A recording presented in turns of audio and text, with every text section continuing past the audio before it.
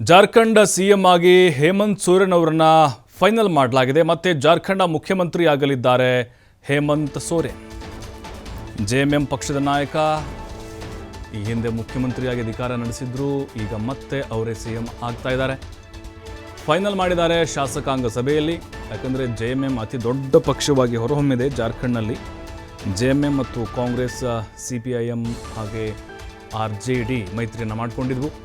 November 28ಕ್ಕೆ ಪ್ರಮಾಣವಚನ ಸ್ವೀಕಾರಕ್ಕೆ ದಿನಾಂಕ fix ಮಾಡಲಾಗಿದೆ. ಕೆಲವೇ ಕ್ಷಣಗಳಲ್ಲಿ ರಾಜಭವನಕ್ಕೆ ಹೇಮಂತ್ ಸೋರೆನ್ ಭೇಟಿ ನೀಡಿದ್ದಾರೆ. ಅಂದರೆ ಸರ್ಕಾರ ರಚನೆಗೆ ಹಕ್ಕು ಮಂಡಿಸಲಿದ್ದಾರೆ.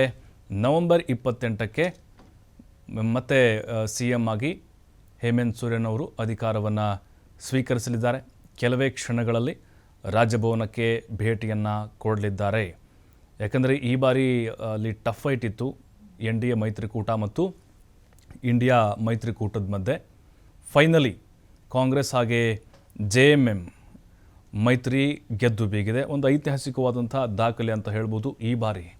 ಯಾಕಂದರೆ ಅಲ್ಲಿ 50ಕ್ಕಿಂತ ಹೆಚ್ಚು ಸೀಟ್ಗಳನ್ನು ಆ ಮೈತ್ರಿ ಪಡೆದುಕೊಂಡಿದೆ.